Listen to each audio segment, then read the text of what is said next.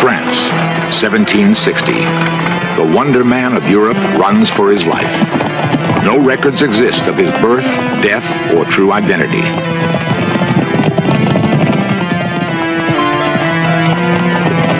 He was considered a genius in art, music, politics, and alchemy. Although he looked 40, many believed he was at least 150 years old. He called himself the Count of Saint-Germain. Others called him the man who would not die.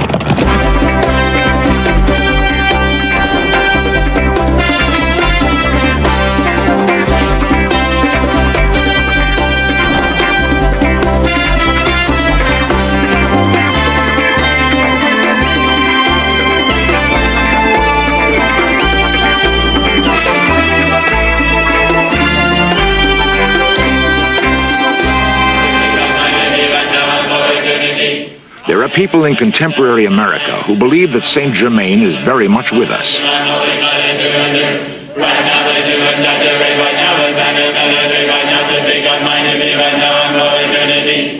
Although he was most prominent 200 years ago, they believe he has never died and never will.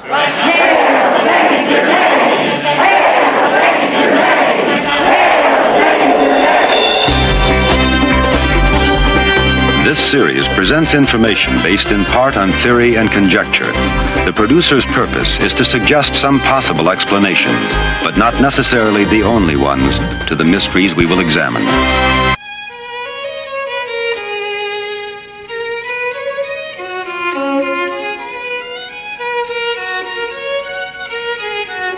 The court at Versailles in 1757 rides the last great crest of regal splendor before the French Revolution. Embroiled in a bitter war with England, King Louis XV still plays host to the leading thinkers and doers of Europe. The Count of Saint-Germain is welcomed as a man of wealth and obvious breeding. A brilliant violinist, he conducts entire symphonies without referring to written music. He is also a talented painter, and his descriptions of ancient history cause listeners to believe that he experienced the events himself.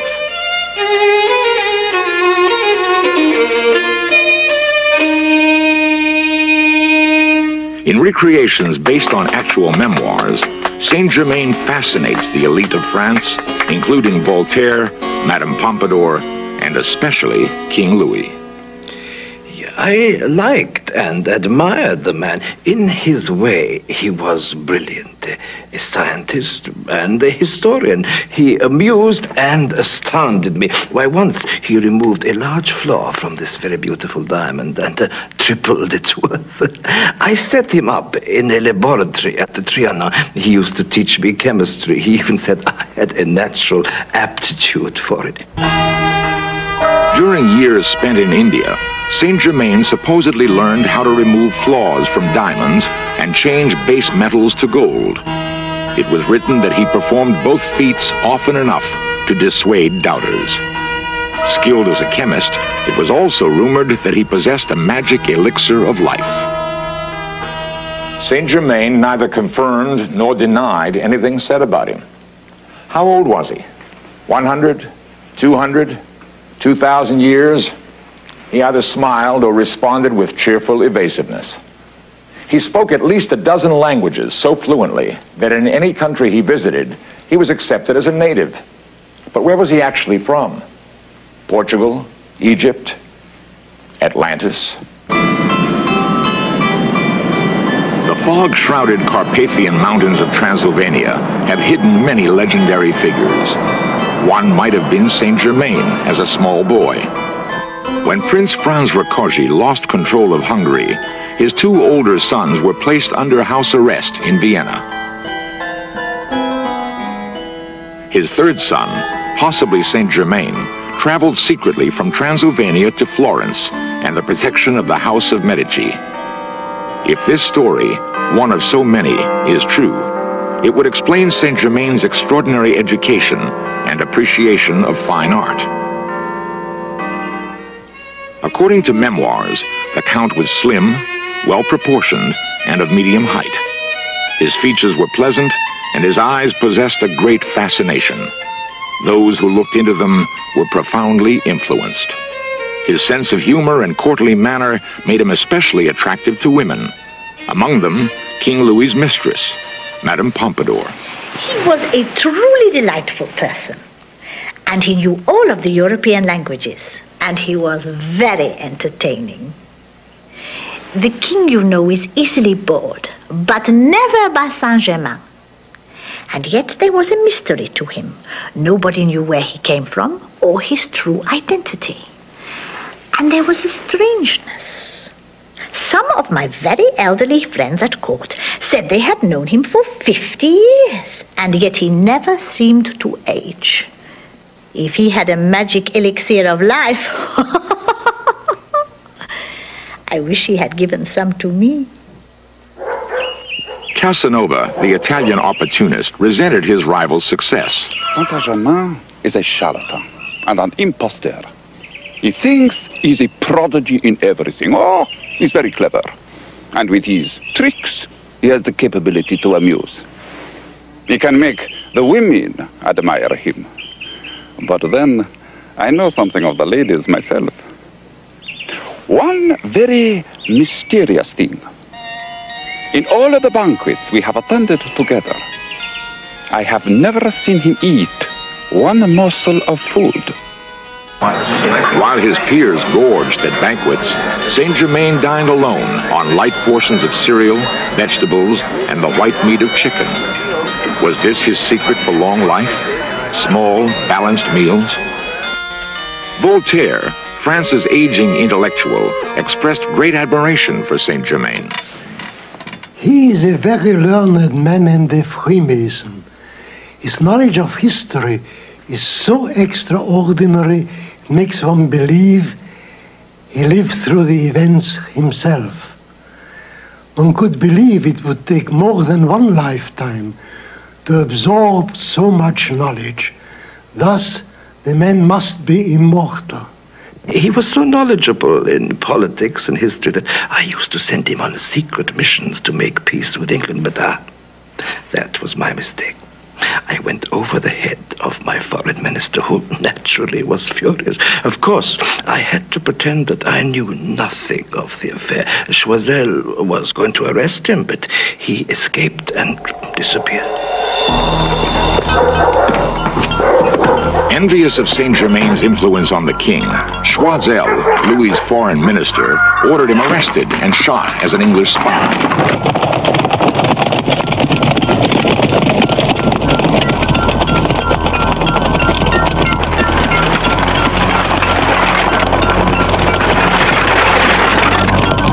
Choiseul circulated vicious rumors throughout Europe, claiming that Saint-Germain was a Portuguese of questionable parentage who married for money in Mexico and absconded to Turkey with his wife's jewels. Saint-Germain escaped to the English Channel and crossed safely to London.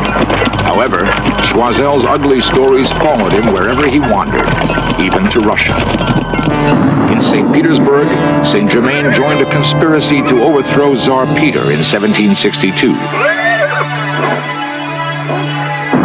Battlefield strategies brought victory to the forces of Catherine the Great. Once enthroned, the new queen rewarded him with the title General Well Done.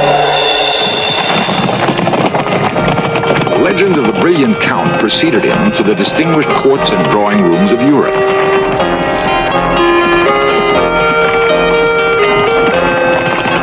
Wherever he traveled, Saint-Germain was welcomed as a scholar, a scientist, and raconteur.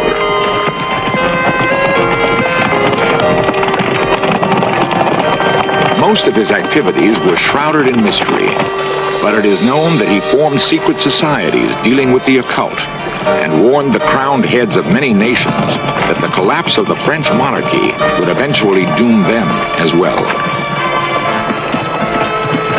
His one known manuscript, the Most Holy Trinisophia, written in a combination of modern languages and ancient hieroglyphics, is considered a classic of occult literature.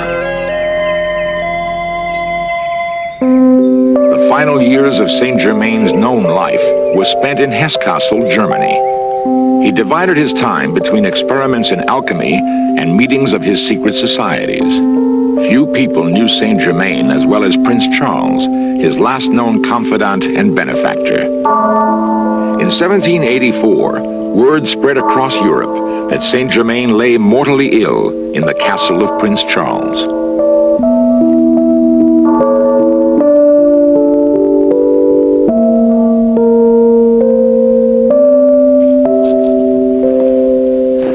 I was privileged to be a very good friend of Saint Germain. In fact, he spent his last years here in this very castle. Some time before he died, he confided in me his true identity. He was the third son of Prince Franz Leopold Rákóczi of Transylvania. When the Austro-Hungarian Empire absorbed his enormous estates, he spirited his third son away to Italy, where he was looked after and brought up by the Medici family and attended the University of Siena. This, of course, was one of the reasons for his very charming demeanor, his aristocratic bearing, his wealth, and his great knowledge. Unfortunately, he died here in this castle. Did Prince Charles attend the funeral? No. Now you come to mention it, I didn't. I was away at the time.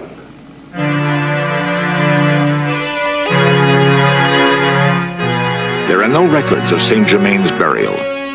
10 years later, he was sighted in Paris at the height of the French Revolution. Sightings continued well into the 19th century, and for some, continued today. Elizabeth Clare Prophet, leader of the Church Universal and Triumphant in Pasadena, California, believes that Saint Germain speaks to the world through her. Who was Saint Germain is really a very important question for America and for freedom-loving peoples in every nation today. Saint Germain has embodied again and again over many centuries, as we all have. Our souls continue to evolve and to experience on earth until we perfect our own individual calling. Back in the days of Atlantis, Saint Germain figures as a priest after the order of Melchizedek. He was tending the flame of freedom in an ancient temple. Word came to him from his teacher that the continent would sink, and he was told to travel from the continent by ship to go to Europe in what is now the area of Transylvania, in the Transylvanian foothills, to plant the flame of freedom. Transylvania was in Hungary and is now in Romania. Saint Germain did this, and the placing of that flame of freedom there was the beginning of the House of Rákóczi, the royal house of Hungary. According to Mrs. Prophet, this is just the beginning of a series of fantastic lives.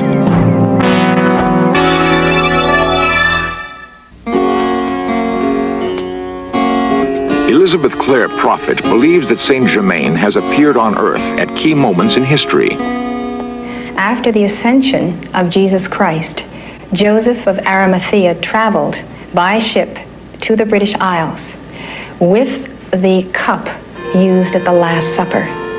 That cup became the spiritual force field for the Knights of the Round Table, the coming of Arthur. In that episode, Saint Germain incarnated as Merlin the magician. Again, the alchemist, again, the great prophet and seer, the spiritual power behind the throne. He gives the vision to Camelot. And so that focus in England begins the opportunity for Saint Germain to bring the teachings of Christ to the New World. And so he incarnates as none other than Christopher Columbus. The master Saint Germain arrived at the New World at San Salvador, very near the ancient retreat of Atlantis, which had sunk when Atlantis went down 12,000 years earlier. Saint Germain then ascended, and he went forth as the immortal, very closely connected with the courts of Europe. A book has been written about him based on the diaries of Madame d'Adhémar. And this book contains the record of the Wonder Man of Europe as he appeared and disappeared throughout the courts of Europe over a period continuously over 200 years.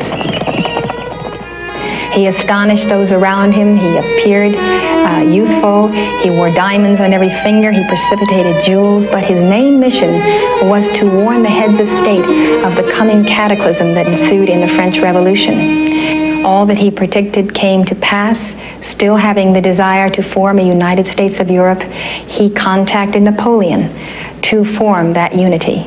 But the power transferred to Napoleon, Napoleon misused. He went power mad, and instead he met his Waterloo.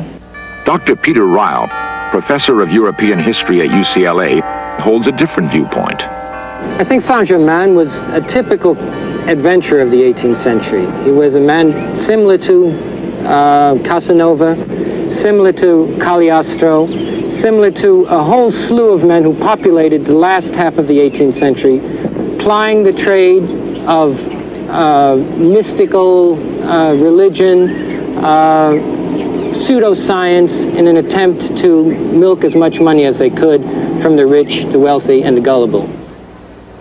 Dr. Manuel Oderberg of the Theosophical Society. I feel personally that Saint-Germain was one of a number of highly trained people who seemed to come before mankind or in different countries from time to time to restate certain ethical principles. He had universal ideas about humanity per se rather than any one particular country. And secondly, that he himself in his own personal life was pitched to what I might call unselfishness.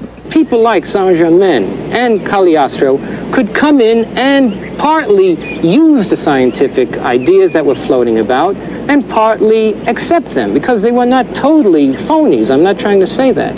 What they really were people who read a little of this and a little of that, took the latest scientific statements, and also made a great deal of money out of it, or at least as much money as they could.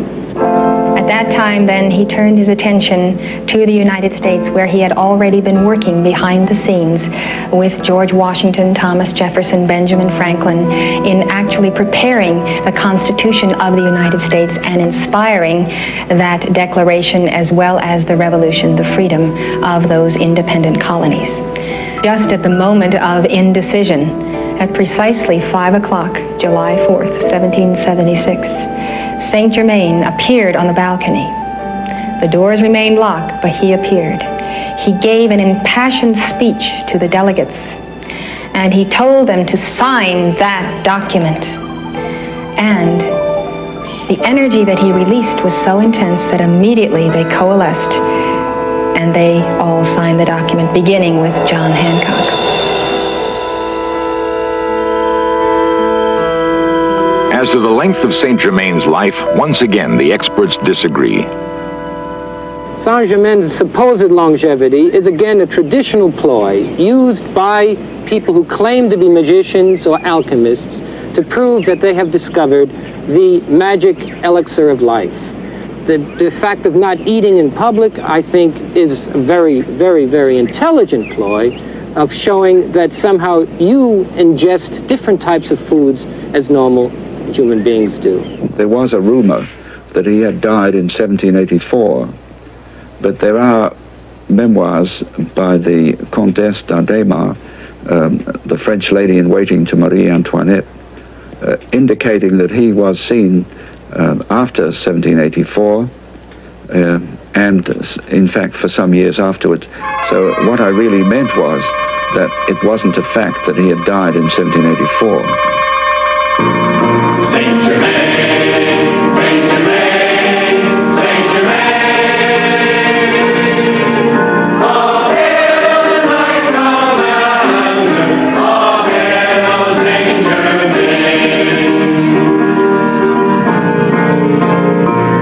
Saint-Germain, Saint-Germain. During Saturday evening church services in Pasadena, Elizabeth Clare Prophet claims that Saint-Germain speaks to his followers through her. I am the keeper of the flame of freedom for every nation. Saint Germain you have called me, and Uncle Sam. I am he, and I am here. I am in the flame of the holy science, and of that religion which is yours to claim. Yes, I come, a believer and a teacher of the law of reincarnation. The law of the coming again and again of the soul is your cosmic justice. It is that cause of freedom whereby you understand that the goal and the calling of America and every true free nation is to lead mankind into that way of higher consciousness. This is my mantra which I give to you. I am a being of violet fire. I am the purity God desired. Hail Saint Germain! Hail Saint Germain! Hail Saint Germain! Hail Saint Germain! Hail Saint Germain! Hail Saint Germain! Hail Saint Germain! Hail Saint Germain! Hail Saint Germain! Hail Saint Germain! Hail Saint Germain! Evidence recently discovered in the library of the British Museum indicates that Saint Germain might well have been the lost third son of Prince Rákóczi, born in Transylvania in 1694. If he died in Germany in 1784, he lived 90 years. The average life expectancy in the 18th century was 35 years. 50 was a ripe old age. 90 was forever. We can account for those 90 years with a reasonable amount of confidence. Saint Germain's lives before and after that, however, are a matter of faith.